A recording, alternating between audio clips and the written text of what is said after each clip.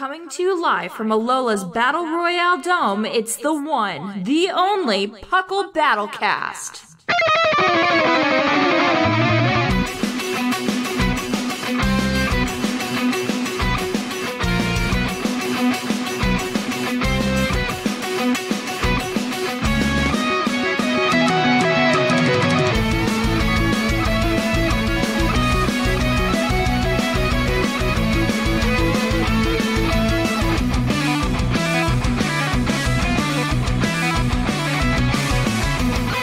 Hello and welcome to PUCL Battlecast. I am your host, Seth Vilo, here today with some gigantic brains of men. First off, we've got one of our regulars here, the biggest brain of all of us, I think. Say hello, R Sigma. Hello. And in amongst our midst, we have the king himself, Thatch. Say hello. I don't know if I like that introduction, but that's okay. But hello. Functionally, you are, though. That's the thing. I don't like that. That puts it in words, though. I don't like that. You are our fearless leader, to whom we bow. It's like writing it down. That's not how I see myself. Honestly, if we want to be completely honest, I think Sigma might have been on more shows this year, like Total and Puckle, than myself. I want to be completely I don't real. think that's completely true. I don't know. I think you're pretty close. You're on this one a lot, so I mean, there's that. Plus TCG cast. And TCG cast. Like, I think combined with that, like, and the number, how often you're on, like, the regular show, I think it's pretty on it. I think it's pretty close. Yeah, I mean, it's tough to compete with Whimsicott on the regular show. And, like, I've taken, like, 4 weeks off this year on, like, the regular show, so. Well, we're thrilled to have you here to talk just general battle and tiering and all that kind of stuff as we wrap up the entirety of Gen 7. Because as you saw when you clicked on the episode, that's what we're talking about when we get to the topic today. But other than that, what have you guys been up to just in general? Like, what's your flavor of the month? What have you been playing with? Sigma, how about you? I've been getting critted by Thatch in the O and X in the O and X bracket of our Cantoverse. That's true. So quick story though. Like, so I think Sigma and I won in the past for like our fall tournament. It has always been like the most laid back tournament of the year. Mm-hmm. There's typically nobody that's like really going hard, and this year's completely different. It's 180, and because of that, like I jumped in so that we could round the numbers out to 16. And like the only tournament I've done before that, like I gym leadered for Summer League and I played in the UTC, and that's where I really did. And I'm like, well, you know what? I haven't done something in a while. Let's jump into the Canto versus the World, and we'll throw together a team in like 10 minutes. And so I did. And it turns out that team has like very many like big weaknesses. Yeah. Same with me. And like everybody's got one. And I was only very lucky to beat Sigma because there were like 2 big crits in a row. It's like, oh my. I'm sure this AV Volcanion can survive the Plinium Z from this Volcarona. Crit dead. Crit dead. And then it's just like, well, Togekiss can probably take a +1 Fire Blast and get the paralysis off. Come on, buddy, you can do it. Fire Blast crit. Oh no. It's like, oh, okay. And that was like turn 2 and 3, by the way. Are you serious? Yeah, that was turn 2 and 3. Turn 1 was Ferrothorn and Volcarona, and then Volcarona, Quiver Dance, and Ferrothorn left. Expectedly so. And then it was and then Volcanion came out, and I'm like, oh, it's probably Assault Vest. And I'm like, you know what, let's try anyway, because I'm not going to be able to set up Volcarona ever again. Oh my gosh, that's ridiculous. It was a ridiculous match. It was still only 1-0. It was only 1-0. I pulled it back around, but poor Volcanion, it didn't deserve that death. No, it could have sat there with the Suicune and just waited all day, but no, it had to die. Yeah, all like the big thing about like PUCL tournaments too, that I that at least like it's a problem for me compared to playing on the ladder. Like I can't practice for PUCL tournaments on the ladder. And the reason why is because I've played so many of the people that are typically in the PUCL tournaments so many times that I know their play styles. Like the entire time I'm like, Sigma's gonna do this, and then Sigma did it, and then and like I'm sure Sigma, I'm sure Sigma is the exact same thought process with me. Like, because we've played each other so many times. Yeah. Yeah, and that's like the big thing. Like, I can't practice on Showdown for PUCL tournaments like whatsoever, just because, especially with like the stream. Like, I'm happy I stopped doing battles on the stream recently, and like we've just been focusing on Nuzlocke because one, it's like a different like type of problem solving compared to Pokemon battles, but it's also been like a nice refresher, because there's only so many times I can play Rotted. I'll tell you that much. I love Rotted, but there's only so many times I can play him. He's one of my disciples of defensive. I know he is. There's only so many matches you can have where 5 Pokemon have leftovers. Oh, yeah. Whoa, I feel personally attacked. You should. You absolutely should. Well, other than that, I've been having a blast this past week or so, just playtesting with the team that we're going to be going over at the end of this, because happy Halloween, folks. We've got a special surprise for you, so stick around to the end for that special Halloween-themed team. Oh, yeah, this is coming out on Halloween, too, isn't it? This is coming out on Halloween, and I'm super excited to give all the listeners the candy of a team that we've got ready for them. It's going to be great. Oh, I should have switched one of the Mons. Maybe we'll do that before we get to the topic. That'll be great. No. Anyway. So that's pretty much what we've been up to. We're going to dive right in and close out Gen 7 with how the tiers are in their final month. So we'll be right back with tier time. It's tier time. Welcome back. It's time to go over what on earth is going on with the tiers in the final month of Generation 7. We're bidding farewell to the Ultra Series, the Sun and Moon Series. We're saying goodbye. And this is the final state of how things are going to be for the end of the generation until they decide to go back and unban things like they did with Latias recently in Generation 4. But that's neither here nor there. So, Thatch, tell me what's going on in Ubers. The only thing that's happening in Ubers is really Curse Mega Scizor, because it's a bulky boy. And I don't know if anybody's ever played Ubers, but one of the scariest things in Ubers is Arceus with extreme speed. And it's like a perfect counter to that, and it works out. And it also counters a lot of fairy types that are prevalent, such as Magearna. Magearna is super prevalent in Ubers, as well as OU. Yeah. And Xerneas as well. That's a big one. Too. Xerneas is big too. That's true. But if you play Ubers and you know the problem with E-Speed, Mega Scizor is absolutely a great way to do that, especially with Curse. And you literally just run it like a Sword Stand Scizor, but with Curse.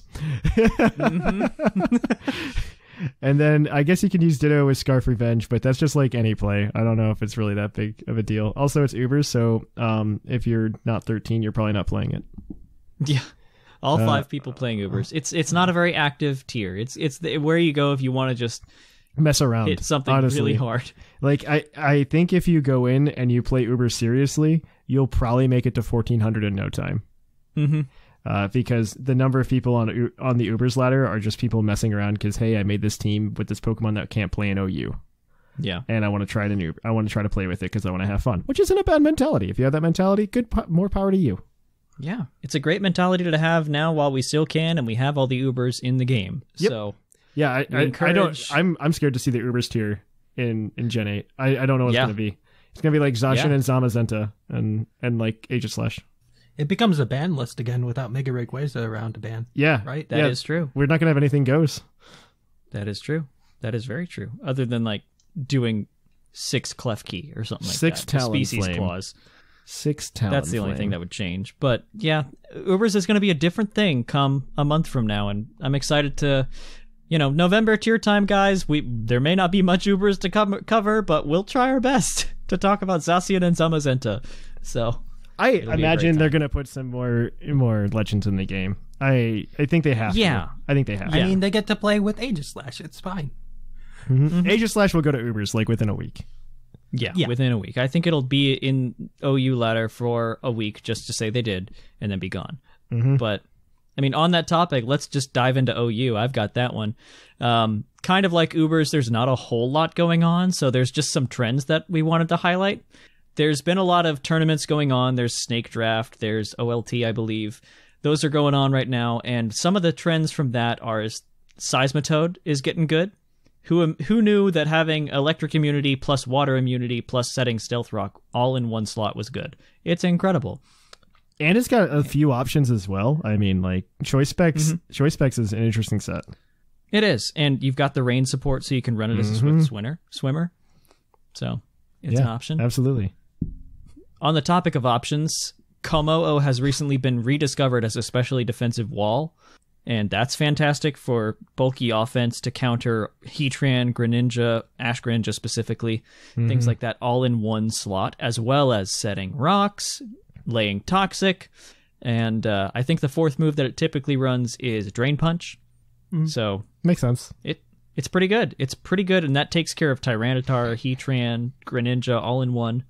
And it takes care of a lot of things. I mean, it hits Magearna neutrally too. Like it's not a bad set. I mean, get rid of that Tapu Koko and then you can do stuff. Exactly.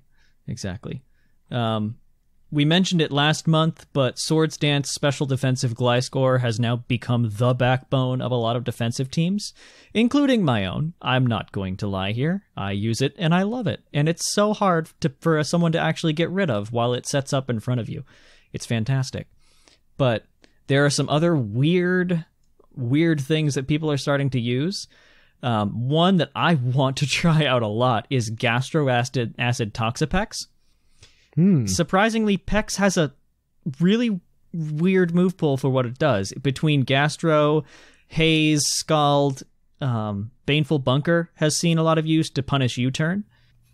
It does a lot of things, but Gastro Acid specifically counters things like Calm Mind, Clefable, Reuniclus, and Gliscor if you have Toxic on the set too. Some people run the Gastro Acid over Haze. Some braver people run it over Scald, but I've seen both. Over Haze would crazy. be better, I think. Probably. It just depends on the rest of your team. I feel if like you're not particularly taunt weak. Yeah, I guess that's true. But wow, that is brave. Yeah. Firing off 4 sets that are seeing some surge. There's Life Orb Clefable that's at like 15% now instead of the 7 or 8 that it was last month. Scarf Tapu Bulu is shooting up in usage. Nihiligo has a set almost. It's a Toxic Spike setter with Electrium Z to counter things like Pex. Wish Mega Latios or Support Mega Latios, which has usually Wish and then one of Defog and Thunder Wave or something like that on it is pretty good. There's the option of Encore on Clefable, because Clefable, if there's a move, Clefable probably gets it. And that's one option to prevent things like Swords Dance Gliscor, as mentioned, from setting up on Clefable like it normally does. It locks it into one move. Another one is Utility Kartana, which is kind of a weird sentence to hear. It's got Synthesis on it with Leaf Blade, Knockoff, or Sacred Sword, and Defog or Swords Dance. And it has enough HP to live through Chomps, EQ a couple times, and knock it out with Z Leaf Blade. And finally, one other really cool option that is seeing a little bit, especially higher up when people are a little bit more daring with stuff, is Nidoking. Because with balance and bulky offense kind of being the solid thing that you want to run in OU right now, Nidoking eats a lot of those cores alive. Between Celepex, Clefable Ferrothorn, Bulutran, Tapu Fini in general, Magearna, Gliscor, especially because the Gliscor are no longer EVing to outrun timid Heatran, they're EVing to outrun modest Heatran. Nidoking can outrun all of them, and it pairs really well with Ash Greninja and Volt Turn to just support those and weaken its counters. It's a great thing. I like it. Nidoking's always been fun. It has been. I like it, and I really hope they never get rid of the fact that Sheer Force negates Life Orb. Right. I think you need that. I think you need that. You do. It's not as good. Yeah. But, I mean, that was kind of brain dump of what's going on in OU. Not a whole lot. OU is stable how it is right now. They aren't looking to ban anything in the last, 20 days between now and Sword and Shield. They say that until Mega Sableye hits the chopping block. How dare you? It almost dropped to UU recently, you fool. I thought it did drop a few months It did, ago. but it was banned, so yeah, kind of dropped. But yeah, that's OU, and that's how it's going to be. This is the state that it will be in when you look back at it in 3 months when you want to use something. But yeah. So Sigma, tell me about Gen 6 OU. All or right. as we like to call it, underused. That's what it is. That is what it is. It kind of is, especially with the first piece, which is Mew is back to UU. I'm pretty sure it's been there a couple times since Sun and Moon came out. I'm not sure. Especially with Munium Z is banned. The Z so move. I'm not sure if it has. I think it dropped early on and then bounced back. But anyways, in the tier, it's a great nasty plot wall breaker. Kind of like Celebi, except, it has a better move pool. Yeah. But you can also combine it with nasty plot Celebi. So, if you really want those little fairies on your team that aren't real fairies, go right ahead. That aren't real fairies. I mean, they aren't. They don't have that fairy typing. I mean, you're not wrong. Anyways, we have utility sets with Taunt, some kind of healing move, which is probably soft-boiled or roost, depending on whatever you want. Will-O-Wisp and Seismic Toss are also viable, possibly even more so than Nasty Plot on the right team. And like we said, Munium Z is banned, so don't even think about that. Offensive Spikes is picking up some steam. Mimikyu has turned out to be a great spin blocker in the tier, and goes well with the mixed Hydro Pump Mega Sharpedo as a finishing sweeper. And also, Mimikyu is finally able to help these offensive builds thrive, just as a nice spin blocker and able to switch in on things, not being able to go down to one hit in most cases, unless there's a mold breaker, but whatever. Mm-hmm. And then, because they lost Gliscor all those months ago, Cursed Gligar is gaining popularity, and that lets it deal with Mega Altaria with Refresh, SD Scizor, SD, I assume this is Mimikyu. I think. Yeah. And SD Cobalion. And it's also great on Hyper Offense and Spikes Offense teams. Mm-hmm. Pretty much. There's a lot of Mimikyu I've been seeing down there, or at least a lot of discussion about it, just as the glue. People thought that it would be the savior of the tier for offense, and it kind of is. It's definitely a hole patcher, and that's something that they wanted. Mm-hmm. That's nice. I'm glad Mimikyu found a spot. Because when it was sitting in OU, you never really saw it around. There's just too many other fairies. That's the problem. Like, the power creep for fairy this gen was awful. Yeah. And from experimenting with our team, spoiler alert, it's got a Mimikyu on it. It just doesn't do enough in a lot of cases. Even with a Swords Dance under its belt, it doesn't hit the numbers and oftentimes you're just a little bit short of the damage you need to do for it. So I think that's one of the biggest things that holds it back from really, really shining, is that it just has a low attack stat. Mm-hmm. We do know it's in Sword and Shield, so maybe it'll get another time to shine there. Yeah. Like, it does well in battle spot singles, so it's not a bad Pokemon. It's just a severely limited Pokemon compared to like all the Megas and Tapus around. And once those are gone, maybe it can find a niche. Yep, pretty much. Sigma, why don't you go ahead and take on RU as well? All right. In RU, we have a massive surge of Necrozma usage because it has like a move pool that's really deep. You can do support, you can do offense, you can... Photon Geyser's nice and strong. Some want it banned, but it doesn't seem likely at this point, so... Yeah. After that, it's a little late in the life cycle, though. Then again, like UU and RU probably won't exist in Sword and Shield until January, so... Probably not. January, February, so maybe they'll find some time to work on it if they really want to. Next up, we have Slowbro on the rise because it handles both Passimian and Necrozma somehow. Yeah. And, just a thing. And there also is some talk about wanting to ban Normalium Z with Happy Hour and Celebrate, which is an Omni Boost move if you're unaware. Just because they want to unban Meloetta is where a lot of this talk stems from, because Meloetta is, well, kind of garbage in UU, from what I know. I think it's just bad. I think it's bad in UU, but in RU... it was oppressive. Yeah. Yeah. It served as a really good just special wall. Yeah, when it had Celebrate, it was oppressive. But Celebrate's good in general. Yeah. Yeah. Before that, it had usage in RU, and then it had to be banned because of the Celebrate given out at Worlds. Anyway, we can jump to NU here. So we mentioned, I believe, last month that Guzzlord is starting to get a little bit of hype in NU, and that's just kept on going, mainly because of things like Heliolisk. That has a big influence on it, which has recently jumped to S rank. Now, with Vileplume being banned, like we've covered a couple times, sorry, Claude, it's running rampant in the tier, and Guzzlord can kind of stop it, but it also is a great partner for Heliolisk because it takes out everything that stops it, like Delmise, like Rotom, like things of that nature that can at least come in on a couple bolts or hyper voices that Heliolisk throws out. Guzzlord handles those readily with just a moveset of Knockoff, Draco Meteor, Flamethrower, Toxic, and Dragonium Z. It's got kind of a little bit of utility and offense on the same Pokemon, which is great. And finally, Comfey and Steelix are just as good as they've always been. They've shot up in the viability rankings as well, just because they're the most solid Pokemon in the tier. Steelix is Steelix. I know you've talked about this before, Thatch, on some of the Team of the episodes. Yes, it is. And, if you need something bulky that sets rocks, you just click on Steelix and you're done. You've made an NU team. Hooray! It's the Lando of NU. It is. Amazing how ground type just tends to be that way. Ground type is really good. I wouldn't say that. I would say in you scissors the that is true. The Lando. That's absolutely what I would say. That is true. But in addition to that, Comfey is kind of regarded as one of the best win cons.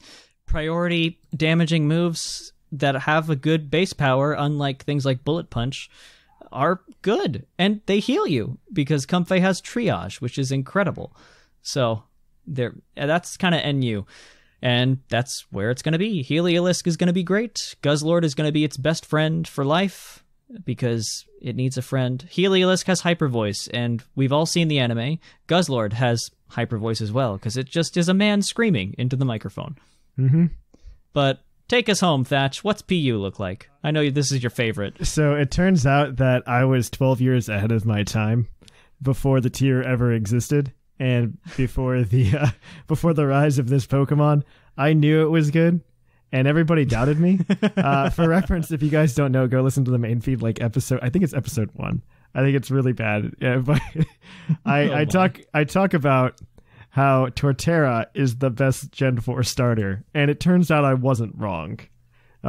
Because if you look here at what's going on in PU right now, Torterra is where it's at.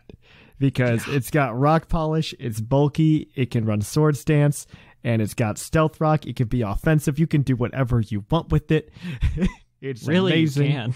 It's amazing, and it counters pretty much everything. The big boys down there for sure. Yeah, it counters Skunk Tank, which if people are not aware is like one of the number one problems in it's absolutely true. I'm not even making this up. It is a problem in that tier. It is like S rank Skunk Tank. And it handles that really well. It handles Electros really well. It handles Mudsdale really well. It's amazing. I'm happy Torterra found a home. Too bad it's not in UU with its brethren. Nope. But oh well. But Jellicent has also found a place as well, which is always fun. Because Jellicent is always fun. He's the Pringles guy. It's fine. He is the Pringles guy. And so I call him Pringles. Tags along because he's really good at checking hail and fire because hail is actually a thing down there. For the uninitiated, hail is also a thing that can happen, and so I hope more people come to appreciate that. Chris Body's also really fun to use. Leafeon is there as a Torterra counter, but it's also Leafeon. And then Musharna has been doing okay. It's got Future Sight, Barrier, it's got Z Fairy. It can do it all. Skunk Tank is also dropping in usefulness because of Torterra, and Torterra is the new hotness. So just everybody get on Torterra's level. That's all I request. But that is PU. The best tier. The best tier with because zero it has bias. Dude, the Torterra is amazing. You can't hate on that Torterra. It's filled with flawed Pokemon. It's fine. You can't hate on Torterra. Remember 3 months ago when they had Mesprit? And they were a solidified tier. Yeah. Oh well. The Lando of PU is Mesprit. Now it's Torterra, I guess. Oh well. Actually, I think the Lando down there is probably Electros, but probably, yeah. Yeah, probably. I would say that. But it's not very good compared to Lando. No. It's fun though. It is. But anyway, that's pretty much the tiers, and that's where we're leaving Gen 7. That's the current state of the union as far as Generation 7 goes as a whole. We've had a lot of fun. I've had a lot of fun in it. There's a lot of power creep, and I'm looking forward to whatever Generation 8 kind of brings. We're going to do our best, our absolute best next month to cover tiers in their state of being created for a week. We'll see how we do. Yeah, we'll see how it goes. We'll see how many bannings there are. Yeah, we don't even know how the tiers are going to be set up. We'll see if Aegislash has any friends. Yeah. So, tune in next month. We may have this segment. We might not. We don't really know yet. No one knows. Exactly. It's an exciting time for all of us. But we are going to cut it here and move on to the main topic, a review of Generation 7 instead of just how the meta is. It'll be largely OU focused, but stick with us. It'll be fun. We'll be right back. All aboard. It's time for the topic. And welcome back. We're here now for the big show, the topic. What has Generation 7 meant to you, pretty much? And as I said before we came here, it's going to be largely OU focused just because that's what a lot of people are familiar with. And that's probably what the tier will be at the start of Sword and Shield. If it could go one of two ways, where they have it kind of divided by what they think is going to be good, or they just start, with everything in OU and see how it goes for the first 3 months. That's what I predict they'll probably end up doing. So we're going to have an OU focus on kind of the review. So we started off with Sun and Moon a long time ago. When did that come out again? When was Sun and Moon out? 2016. 16. Okay. I couldn't remember for the life of me. It's only been 3 years, but it feels like an eternity. I'm not going to lie. I blame really Let's Go. I blame Let's Go and Ultra Sun and Moon. I blame... Yes and no. Because Gen 6 was the same amount of time, and it didn't feel this long. But it was still 3 years. It was a month longer. The meta was a month longer. We did get an actual kind of sequel in that, though. In this, we got powered up. Yeah, I agree. Yeah, and I think that's the biggest difference. We got real new content, more than just a couple mons in auras versus Ultra. Mm-hmm.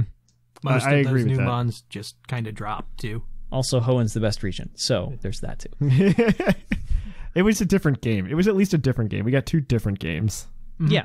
Which I think is the biggest factor. It allowed them to focus on a lot of different Pokemon too, as opposed to Sun and Moon that got to focus on the same Pokemon multiple times, like Mimikyu and Komodo. Yes. Yes, I absolutely agree with that. Or more so, they didn't focus on them at all in the first game, and we were like, oh yeah, these Pokemon exist. Here's These a Z-move. Pokemon exist.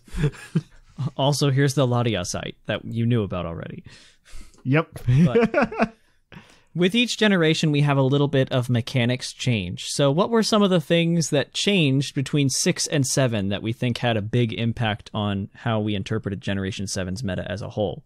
Sigma, tell me a couple things that changed. Well, between segments, we witnessed the power of the burn power reduction. Yes. Oh where my gosh. Burn went from doing what, 1/8 to 1/16? Yep, 12.5% to 6.25%.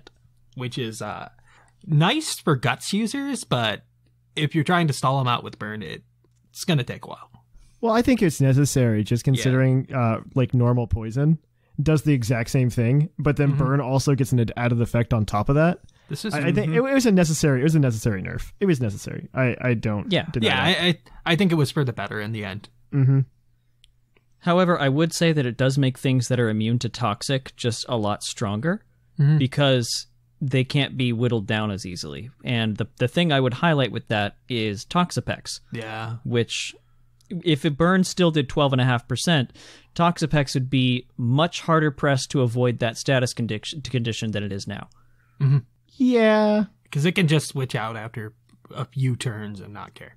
Mm-hmm. Mm-hmm. I lost nothing here. Exactly. Yes. Exactly. But another thing that changed, they pretty much tried to kill Swagger Klefki, even with mechanic changes, and a couple reasons for that was it was like 3 or 4-fold. Number one, Thunderwave can miss. That's a thing. I'm still amazed they didn't make it like Toxic, where electric type still had the 100% accuracy or avoided accuracy. That would have been a checks. good way to handle it, I think. But then again, That would- Thunderous Incarnate exists, so maybe that's okay. Yeah. Maybe that part's Yeah. okay.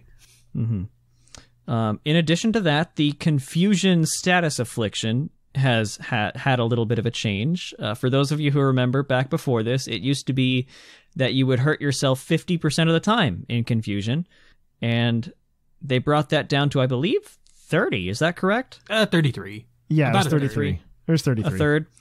And they also brought the chance of full paralysis down a little bit, didn't they? Or was And- that always 33? No, that was 25. That was 25. It's down to 25 now. Or They also changed the speed loss you got from paralysis Yes. as well. Yes. I think that's the biggest thing. Yeah, to 50% instead of like 25% what your natural speed is, Uh-huh. which was quartered. crippling back in the day of 3 years ago. Yeah. Ferrothorn would outspeed everything when it paralyzed things. Now things will still outrun it when they're paralyzed. Yeah, it used to be able to outspeed Heatran maybe, except only if you were running speed on it, but whatever. Yep. You weren't running Gyro Ball in that case. And as the third attempted nail in the coffin for Klefki, they added a weird thing that no one really even noticed until a little bit later on, but dark types are immune to prankster boosted moves, which makes sense thematically. It's such a weird thing, and in OU it generally just comes up in the case of Greninja, Yep. almost exclusively. Almost. I mean, there's Crawdaunt too, but And maybe Hydreigon, but yeah. It's there weird. aren't even that many pranksters in OU right now, No. other than Sableye on turn 1, but even then it doesn't want to do that. That's true. But I mean, Prankster, I don't know. It was a fun nerf. I wouldn't say it's a necessary nerf, but it was a fun one. Yeah, it gave Dark type a little something. Yeah, Greninja it was was never fun. being a Dark type when it had Protean, so. Yeah. It was a fun And- nerf. And like I said, it makes thematic kind of story building sense in a way, because the dark type is immune to the pranks or something like that. The dark type can see through it because it's a better prankster. It makes sense, I guess.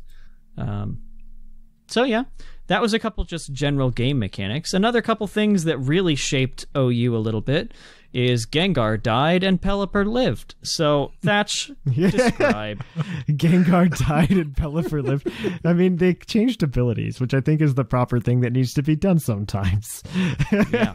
And they did. They changed the ability so that Gengar lost Levitate, and honestly, it's still a decent mon. I think it's okay. People think the sky is falling when that happened. Well, I mean, the Gengar was falling. The Gengar was falling. The Gengar yes. fell. The Gengar did fall. It's a fallen angel. I mean, it's okay. Everything else was having trouble too. So Yeah. I'm not mad. Yeah, I don't know Like- if that's why it's in or jumps to UU occasionally or not. Yeah, I don't know. It was fine. I'm not mad about it. Yeah. I'm really not mad about it. So, I mean, that happened, but then like Pelipper got Drizzle, which I think is probably the most notable one, only because we got really good Rain Sweepers with the way that Mega Evolution worked, notably Mega Swampert, because I will to this day just claim that is a helmet strat, and you don't actually need to be good to be able to use it. So, I mean, I'm being completely honest. No, I'm going to be you're not completely wrong. honest. I'm going to be completely honest here. I think that is 1,000% the truth. Yeah. And I mean, Torkoal got Drought, I think, which is somewhat notable as well. I think that's something that should be Gigalith noted. getting Sandstorm is pretty good too, but Yeah, we got one new weather setter for every weather, which is awesome. we ended up getting 2 for Hail. well, yeah. We got 2 for Hail. Oh yeah, we did. One of them was good. The One other of them is was Pile of good. Ice cream. Yes. Hey, the ice cream is good where it needs to be. Down in the lower Actually, it does. tiers. It does really well down there. It does do really it well. really down does. Well, yeah, when you get 100% accurate blizzards, you're probably going to find a niche. there. It does really well. It does really, really well down there. The other one's just for hyper offense, and that's just because it sets Aurora Veil because it's Ninetales. Yeah. Broken new moves. Ninetales, maybe not the thing that can broken, set but- 2 weathers. That's true, but it can't do it on the same one. The same Ninetales can't do it. So Yeah. And so I would say that, we've gotten through some of the little minor mechanic things, but here we are at the big showcase of Generation 7, and that is the introduction of Z moves. And that, for better or for worse, that was a huge thing. And, not every team uses them, but some teams use them every time. It just really depends. It was kind of a weird, adaptable thing. What do you guys think? How do you think that Z moves were in Generation 7? Were they good? Were they bad? Were they a mix of both? What do you guys think? I would say Z crystals. I mean, it was a fun mechanic. Let's say fun mechanic. That's what it was. It was a fun mechanic, and that is the answer. They were fine, but I will not miss them. Yes, that's a good way to put it. They were okay. I'm not happy with them, and I don't care to see them leave, but I'm not completely upset with them. They were after playing, okay. Yeah, VGC Sun, where there were no Z crystals, was refreshing. So, it's like... Yeah, it added unpredictability. It does the same thing Dynamax and Gigantamax do. Mm-hmm. It makes everything good, which is, I think, something that they've been trying to go for, especially as of late. Mm-hmm. But it makes the good better, it does with its Z moves. Or that's the problem. That's the problem, and that's exactly what Dynamax is going to do, right? Like, if everybody's a super, nobody is, right? Yeah, but the supers get even more super, so it'll be weird. Yes, exactly. I mean, Syndrome has some truth to him. He did. Mm-hmm. Yeah. The one thing that I would say is different about Z moves from Dynamax is that was just an absurd level power boost, and it really made it so that it was harder to, in general, prepare for everything. Like, Heatran could just muscle its way past you with Bloom Doom and just do a billion damage. Yes. I miss Bloom Doom Heatran being relevant. Ugh. At least with Dynamax, the actual move power boost isn't that much in most cases, so it's not going to be stupid. I think it's a nice little medium. I think it's a nice medium. We'll see. I don't expect Dynamax to stay. Yeah, I am worried a little bit, but not terribly much. I like it better than Zeus. I think mechanically, it's a really cool mechanic. I am not a fan of it lore wise or in any way, honestly, other than mechanically. I think it's a stupid mechanic to look at oh man, they got big. Cool. But mechanically, I think it's really cool what it does. Minus the HP boost. I don't think the HP boost is necessary. I think it's really cool if you could have handled it in such a way, kind of like I mean, this is a little off topic, but if you think about the shadow Pokemon in Pokemon XD and Coliseum, and how they would enter a hyper mode. I would have liked to see it handled like that, like a hyper mode, as opposed to, hey, he got big. Mm-hmm. I'm worried that it'll bring snowballing similar to Ultra Beast had. What Ultra Beast had. Yep. Like, especially with Pokemon like Gyarados, where you give them their secondary ability? Moxie. Yep. And it just gets to sweep for a couple turns after it gets a Dragon Dance, and then goes. Yeah, I would also things like that. I'm worried about. I would also like to see I would like to see Dynamax I would have liked to have seen that you couldn't switch when you were Dynamaxed. I feel like that would have been made it a little bit more balanced. Yeah, right? Because you get up just a little DD, bit more. Then you set Rain, and then you just Moxie sweep, and it doesn't matter anymore. Yep. And that's what I'm worried about. Thanks for the strat. Yeah. Yep. But bringing it back, we're still reminiscing on 7. We'll be going over all this in roughly 30 days. So that's true. You can look forward to us talking about Dynamax even more when we know the full mechanics of it. Yes. But yeah, I am not wholly displeased to see Z moves go. I think it's a mechanic unlike Megas that you can see go. I think Megas were just they were introduced in such a way that it became part of that Pokemon.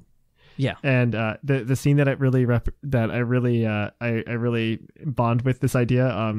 It's not Pokemon, but it's Digimon.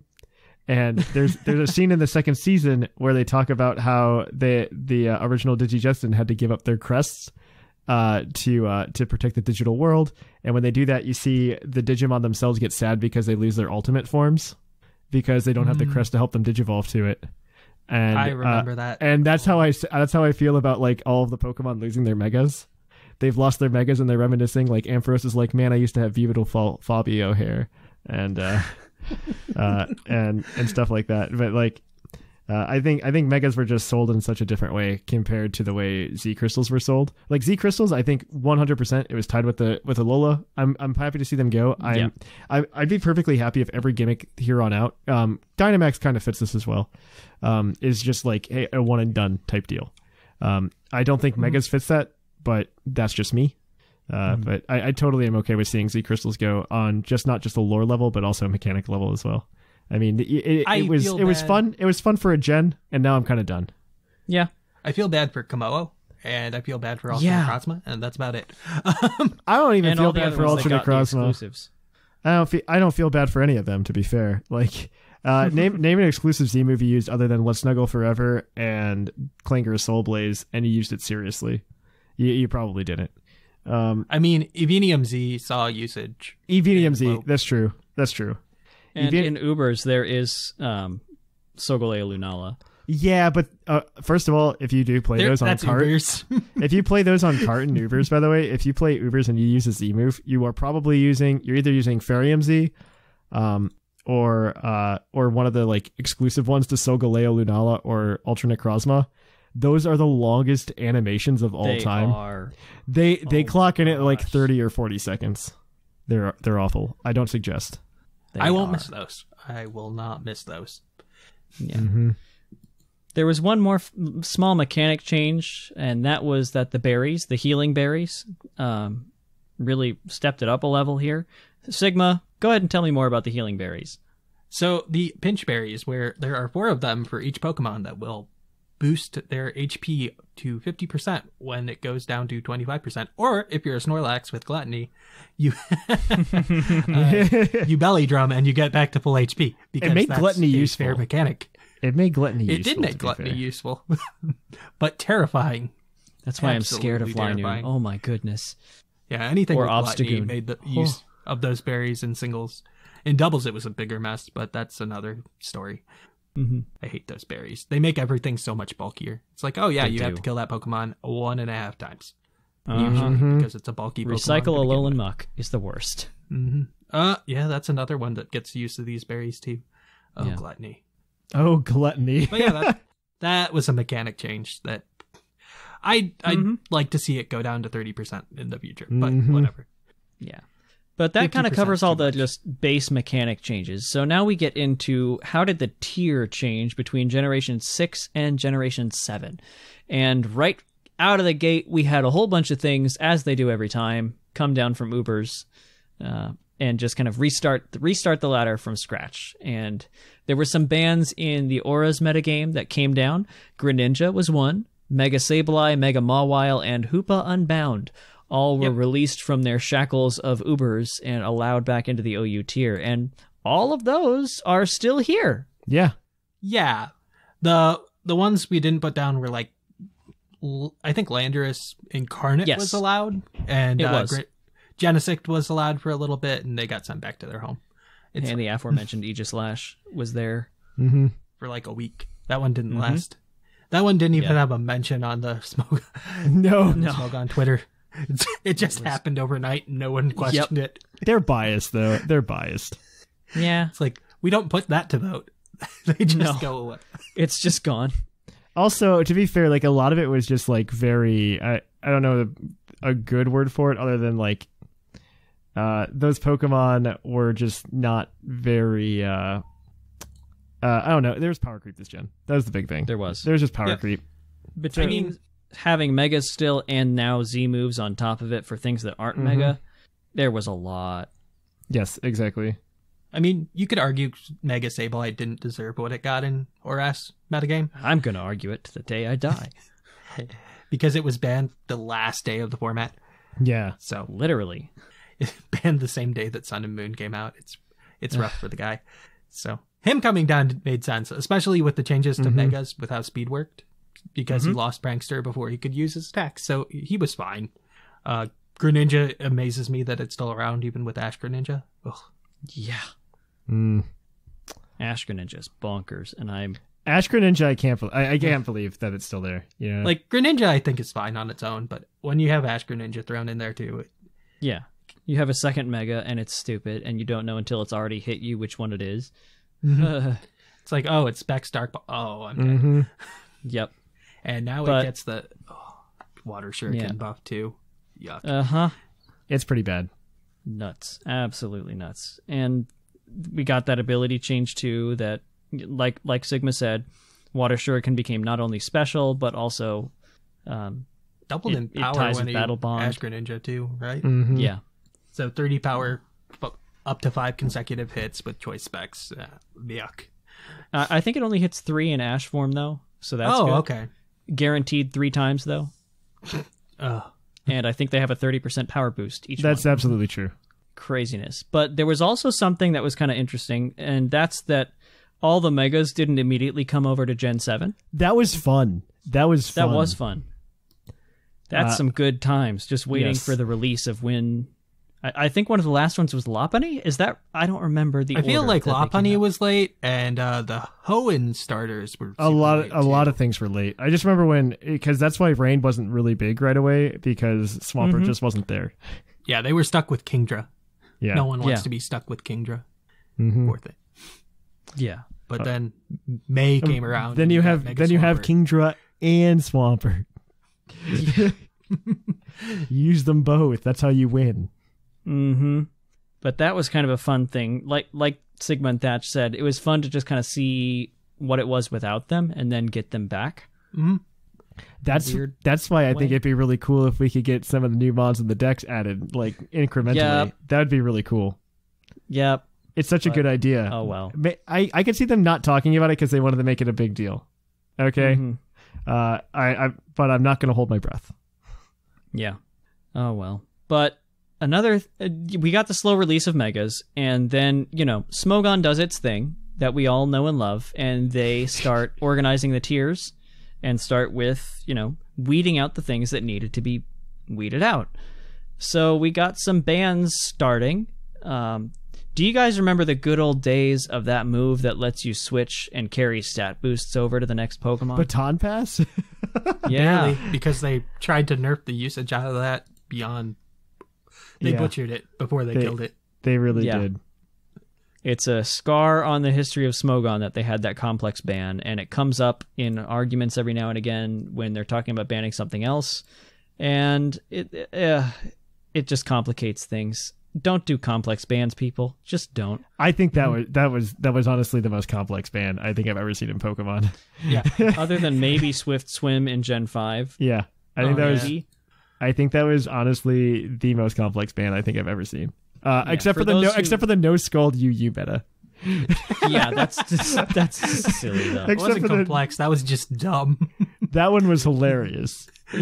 That was easy to follow, at least. It's like, oh yeah, you just can't use Scald, the best water move in the game. Sorry. Yeah. Easy enough. Yeah. That For one those was of you who silly. don't remember, this complex ban that we're referring to is that you could use Baton Pass so long as no stats were passed along with it. I think at one point it was one stat was allowed but You might be right. Maybe you're right. It was or one like stat. That one was allowed stat to be with passed. speed could be passed or something like.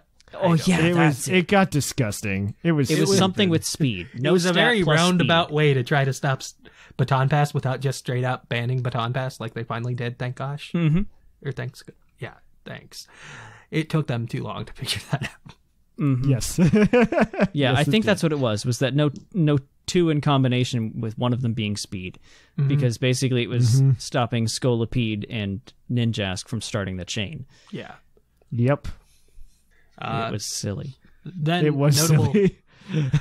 notable Pokemon bans, I think, were like Mega Metagross, Baramosa, and Arena Trap. They tried Doug Trio. They tried. They really did. They really tried. But instead they decided that Trapinch 2 was too deadly. Yeah, people were using Diglett and Trapinch during the suspect test, so They seriously were. And it worked just as well. I'm okay. So like, I have a soft spot for Arena Trap as a Little Cup player, and that I think needs to be appreciated. And I feel personally attacked every time they try to they try anything with it. I feel personally attacked. well, they killed it finally. They did kill it. That is true. I mean, Yeah. they killed Shadow Tag. It was only a matter of time. Yeah. Well, Shadow Tag, I think, is honestly worse, just because of the Pokemon that have it. The Pokemon that have it, and the fact that it affects everything instead of just grounded things with Arena Trap. Yeah. Yeah. Well, I mean, Ghosts were able to switch out on it too, but That was another mechanic change, I think, this gen, right? Or was it Gen 6? I think it was this gen. I can't remember. It comes in so infrequently that I just... Well, not on the team we're going to talk about in a little bit. Yeah. But, yeah. That was a fun little mechanics quirk. Mm-hmm. And then we got to the Ultra series. We did. Ultra Sun, Ultra Moon please came stop. out. That didn't happen. Let's all just remember that didn't happen. Oh, no. Yes, it did, because we got the thing that I've been praying for years, and that is a defog move tutor. Yeah, that's true. That was the good thing that came out. That was the good that came with that. I no longer had to chain things from Generation 3 to go to all the way up to learn defog or something stupid. It was fantastic. I was so happy for that. I got my defog Gliscor with Poison Heal. I am happy. I'm a happy boy. As you should be. Yeah. As you should be. And we also got other tutors, as we do in the third version most of the time. It was a good set of tutors too. It wasn't like something stupid. Stomping Tantrum was a nice one. A nice little addition. I think that was one of the main additions too. Like, yeah. No one cares about Laser Focus. Nobody cares about Laser Focus. You're absolutely Other than right. Shamu. Yes. Yes. Laser Focus Shockwave, infallible.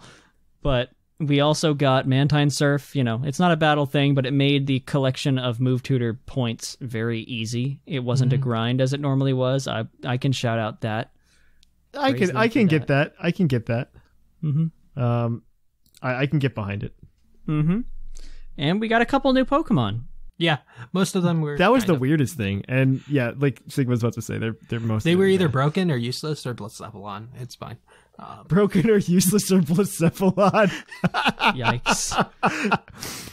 I think Zeraora's in the middle in terms of usefulness. He's kind of in the middle. I mean, Stakataka's cute in certain situations, but also like terribly slow and terrible weaknesses. Hilarious though. Naganadel was beyond broken. Yes. Mm-hmm. Nothing like the AV T-Tar as the only counter in the entire meta. That's true. Get ready for Sword and Shield when that applies to Hydreigon. Oh, no. No, please. AV Tyranitar coming at you live. No, thank you. Gigantics. No, thank you. It's a very big, if we could just not, that'd be great. Its name is Godzilla. And it's with the other kaiju, including its girlfriend, Butterfree. I've seen King of the Monsters. And when it's not Dynamaxed, you can call it Godzuki, and it's fine. There you go. Young Godzilla, son of Godzilla. I think that's a movie. Probably. Maybe I'm thinking something else. I don't know. There are a lot of Godzilla movies out there. There are a lot of them. But, I mean, Ultra changed a couple things up. I think the biggest thing was that hazard stacking really took a hit because of the defog everywhere. I mean, they gave it to Rotom. They gave it to Superior. I'm glad they gave it to Rotom. Rotom, I think, was the number one. Oh, Rotom loved it. Yeah. I think that was the number one. Superior probably didn't need it. Landorus probably didn't need it. No. But I think it would have been nice if they did to Landorus like they did to Zapdos, and they gave it to the other two, but not it. Mm-hmm. That would have been nice. I mean, I don't think Thundurus should be able to use it either. I think it should have been exclusive to Tornadus. Mm-hmm. That would have been nice, but here we are. Just like I think Superior getting it's awesome. Yeah, Serp getting it was great. Mm-hmm. Such a weird choice, but they added so many good ones though. Like there were a lot of good ones. That was such an exciting time in the leaks. It's like, oh, Whimsicott too. Yeah, you can prankster it. Just looking at all of the Pokemon that they gave it to. Yeah, one of the most exciting parts for Ultra Sun and Moon. Mm-hmm. My heart was aflutter after I calmed down from seeing Gliscor was on the list. My heart was aflutter. I think Gliscor already had it. Did it not? It had it, but it didn't have the ability to have it with Poison Heal. Oh, that makes sense then. That was that was the kicker. That makes sense. I can understand being excited about that then. Mm-hmm. I don't. Me with a defensive Pokemon. Who knew? Yep, I can understand now. But yeah, I mean that's Ultra. There was other bans that took place during that time. What are some of the ones that took place then? Do you guys recall? I know think there's it was just obviously the Zygarde. Zygarde was the biggest one, and I think that was the last one that happened. I think it went a year, and then they're like, we need to suspect Zygarde. And that's what happened. Yep. It's like, nothing's changed in the past year since we had Naganadel. Huh. Yep. Really, yeah. Well, Other than like Marshadow dropping, but that was also a week. That was during regular Sun and Moon. Ultra Sun and Moon had Zero Aura, which, like we said, it's just kind of there. Mm-hmm. Yep. It has a cool attack stat and a high speed, but like kind of just okay move coverage. So yeah, it's a worse Tapu Koko. It's fine. It's a worse Tapu Koko, but a better Raikou. Yes. Yeah. So like it's kind of in a weird place. It'll probably be a fine OU Pokemon if it's one of the mythicals that make it into Sword and Shield. Yeah. Yeah. It probably would be. It'll be the fastest thing because currently the fastest thing is Jolteon, unless Zacian or Zamazenta is bonkers But that doesn't matter. They're not in OU. When Impidimp evolves into the pseudo-legendary, it'll be super fast. When Impidimp evolves into the pseudo-legendary. I'm so excited for that Pokemon we don't know about. When Impidimp evolves into the pseudo-legendary. God. I don't want to talk to you. In other news, did you know that Zacian can sheath its sword? I saw that picture. No. The red ribbons that come off its side, it wraps them around the sword like a coiling snake, and puts it on the just back? holds it on its side. That's important news. We need to cover that in the main show if we haven't already. Sure. Sure. Pokemon Go, I'm sure, didn't do anything this week. I'm sure there's room for it. There we go. Perfect. We've got a plan. Go didn't do anything this week.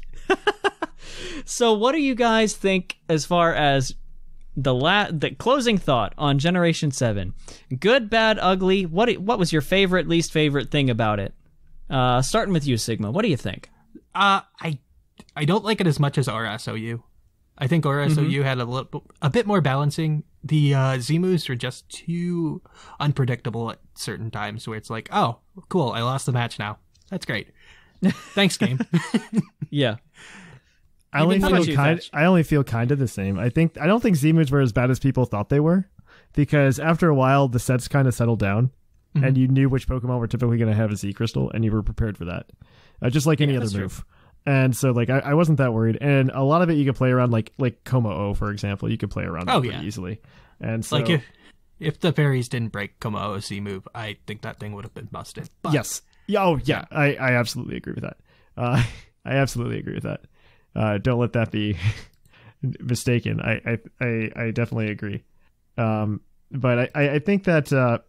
I do think that the Z-moves weren't that bad, but I do think Gen 6 OU was much better. It was much more balanced. I wasn't a fan of the power creep because, like, I remember Gen 6 and, like, it was a big deal that Greninja was banned. It was a big deal that that Hoopa Unbound was banned. Mega Mall Isle was banned.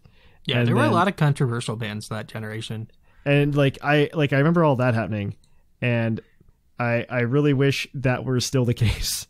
Honestly, because I feel like that it made you play like this weird Ubers hybrid, and it was not something that I personally enjoyed. Like, I wasn't like, oh, I want to play Uber Gen 6 Ubers. But I know a lot of people also really wanted to play with Greninja. So yeah, I think it would have been better without Magearna. Like, the fact that Magearna lasted the entire generation astounds me. Yes, it just has so much versatility in what kind of movesets it can use, and what can't take it down that should be able to. I think the best defensive type. I think yes, not arguably it is.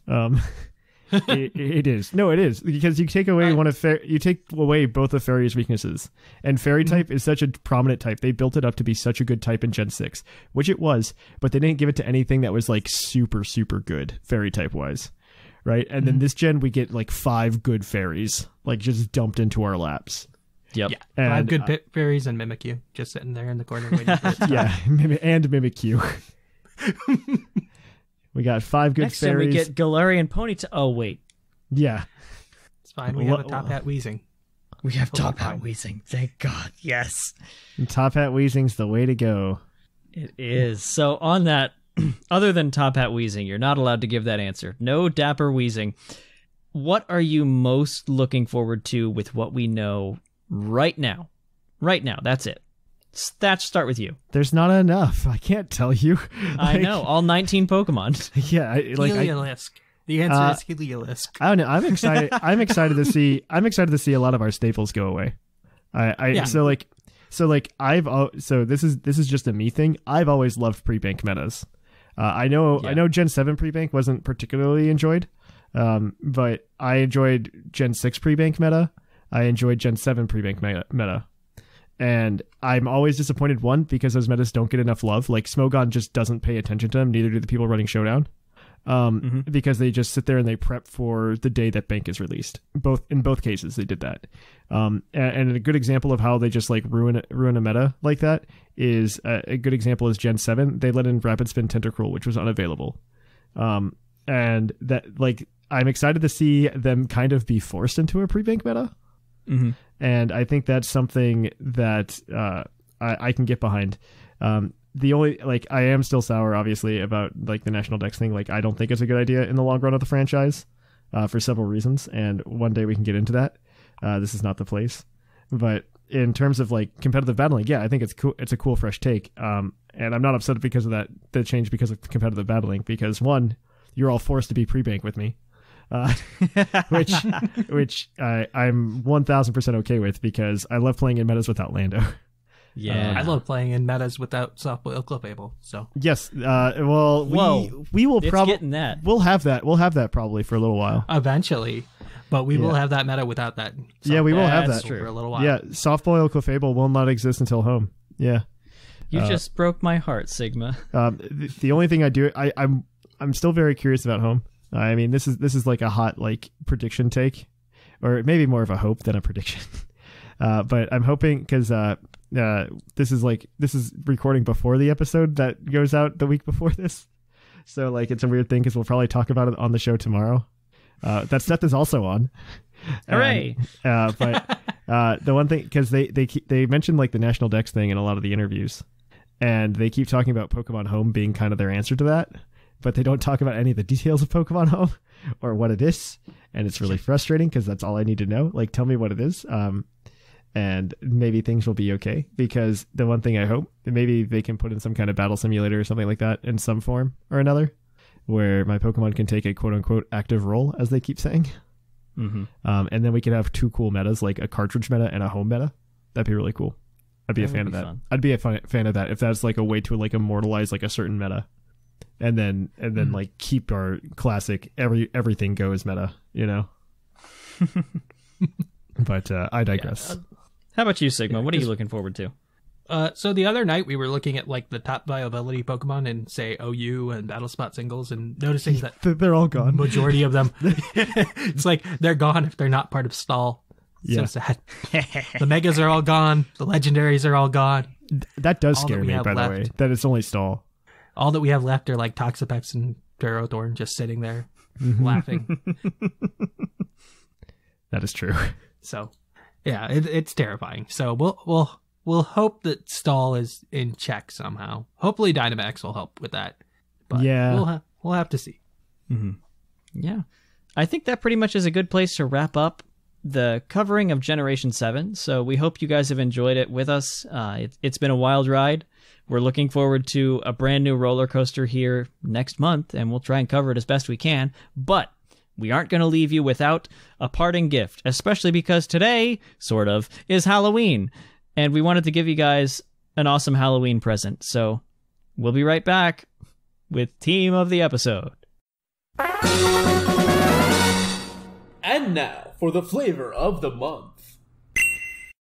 Welcome back to the spookiest edition of Team of the Episode that we have ever come out with, because it's Halloween, as we've been hinting this whole time, and if you haven't guessed, there's going to be a lot of ghosts on this, and contrary to what we normally do in Team of the Episode, this is a different tier.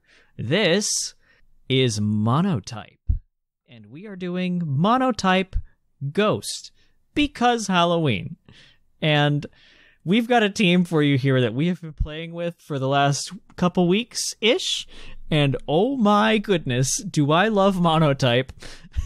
It's been fantastic. And this team for monotype has been fantastic. It's hilarious. It almost completely invalidates just certain teams if they aren't fully prepared. Like normal can sometimes just not do anything. Fighting has very little against you. It's glorious. So we're just going to dive in. I'm going to dive into the first two mons that are my personal favorites on this team. And it's Halloween. It's monotype ghost. We've got a pumpkin for you. It's nice. We've carved it even. Mine's nicknamed Spice because pumpkin spice. I had to do a Y in the name instead of an I because it filters that out at the language filter. But whatever. It's Gorgeist. It's super. because of ginger spice. Yeah, and probably some kind of drug reference. The Spice Girls. There you go. But it's Gorgeist, and it's supersized, so it's a big Gorgeist, and that's the one that has crazy defense and decent attack-ish. It's got leftovers, the ability Frisk, because I feel like that's the only good ability. The EVs are 248 HP, 252 defense, 8 special defense, with an impish nature, just max physical defense here. The IVs are 0 attack. It's got Foul Play, Will-O-Wisp, Leech Seed, and Synthesis. It's just your physical wall. And let me tell you, this thing is a physical wall to end all physical walls. It takes some crazy powerful, super effective physical hits and lives to tell the tale and burn them or synthesis out of it. It can pumpkin its way out of very, very tricky situations just with how annoying pumpkin its way out. Pumpkin its way out. It's a verb now. In addition to that annoying Pokemon, we've got my personal favorite annoying Pokemon and my favorite Pokemon. We've got Sableye holding Sablenite because if you're running Mono Ghost, you're running Mega Sableye. That's just the rule. That's how it is. It's got the ability Prankster because what else would you run? Maximum HP, 112 defense, 144 special defense, and a careful nature. It lets it take hits from things like Mega Diancie once. And why you'd want to do that, I don't know. I guess you just really want to burn Diancie. But, I don't write the numbers. I just kind of look at them and see what's best. It's got Will-O-Wisp, Protect, Recover, and Knockoff. Pretty standard Mega Sableye. It's a decent mixed wall. It's one of your better physical ones in addition to Gorgeist.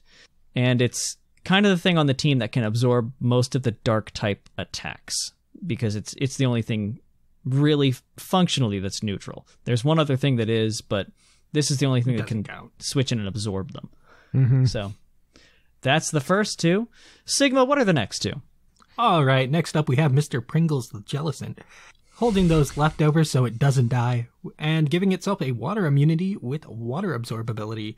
We have the 248 HP, 248 special defense, calm nature, and we have the 12 speed to speed creep the speed creepers who are trying to speed creep the speed creep. I heard you like speed creep. Yep, we're speed creeping the ones who are trying to speed creep the speed creepers. So, anyways, attack-wise, we have Toxic, Scald for your nice little statuses, depending on which one you want for the situation. Toxic is great to deal with anything that's trying to set up, like a Komodo would be nice to get that off on. A Volcarona would be nice to get that off on. You usually can survive a +1 Giga Drain, so good on Mr. Pringles. And then we have Taunt and Recover because we don't want to die. Makes sense. I'm into it. Next up, I don't like dying. We're a ghost. We don't want to die again. No. We're Mr. Pringles. Yes, we are. Next up, we have Gengar. It's pretty standard. Choice Scarf, Curse Body, because that's the only thing you got. Timid, max special attack, max speed, throw the extra point, and special defense.